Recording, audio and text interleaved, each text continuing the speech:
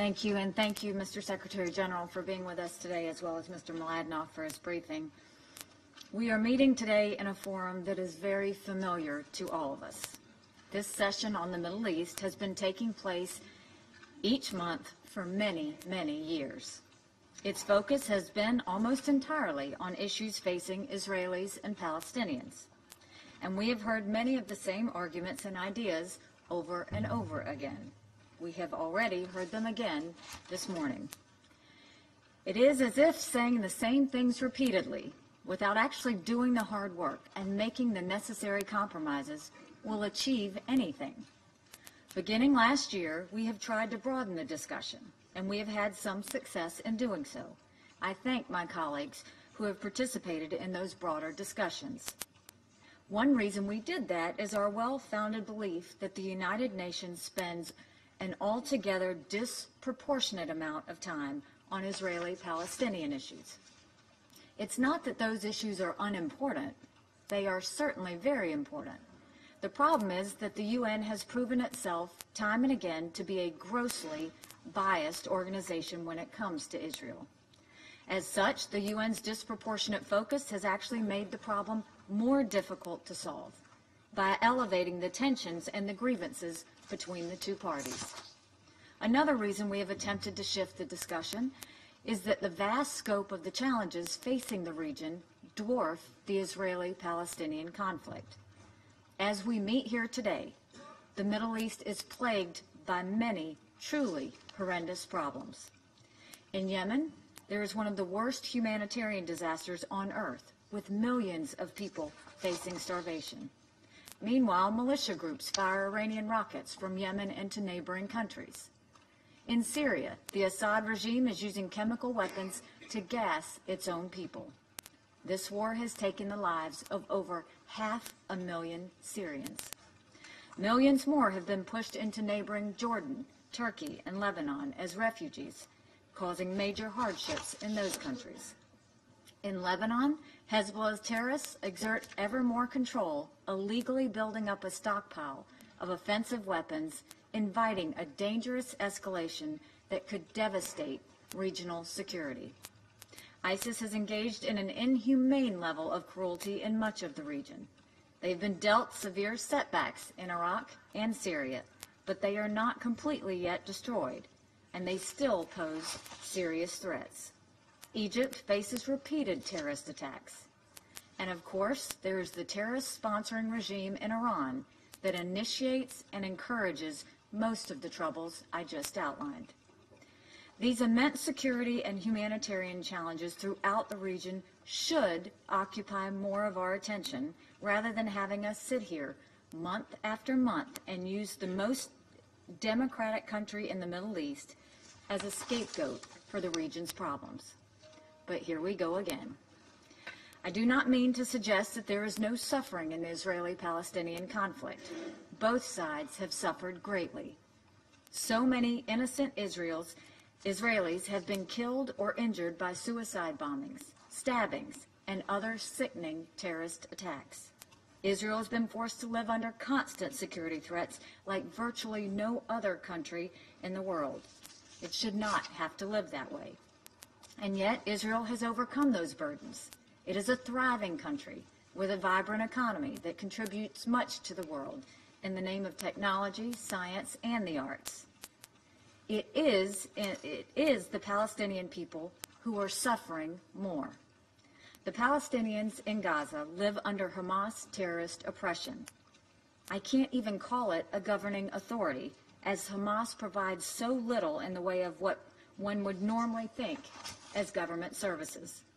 The people of Gaza live in truly awful conditions, while their Hamas rulers put their resources into building terror tunnels and rockets. The Palestinians in the West Bank also suffer greatly. Too many have died, and too much potential has been lost in this conflict. We are joined here today by Palestinian Authority President Abbas. I'm sorry he declined to stay in the chamber to hear the remarks of others. Even though he has left the room, I will address the balance of my remarks to him. President Abbas, When the new American administration came into the office last January, we did so against the fresh backdrop of the passage of Security Council Resolution 2334. In the waning days of the previous American administration, the United States made a serious error in allowing that resolution to pass. Resolution 2334 was wrong on many levels. I'm not going to get into the substance now.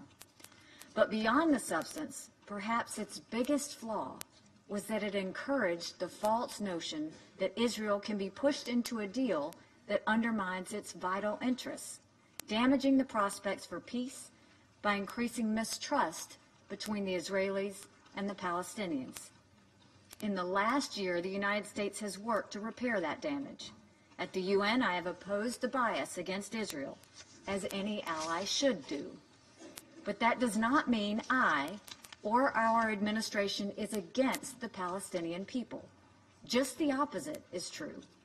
We recognize the suffering of the Palestinian people, as I have recognized here today. I sit here today offering the outstretched hand of the United States to the Palestinian people in the cause of peace. We are fully prepared to look to a future of prosperity and coexistence. We welcome you as the leader of the Palestinian people here today. But I will decline the advice I was recently given by your top negotiator, Saeb Erekat. I will not shut up.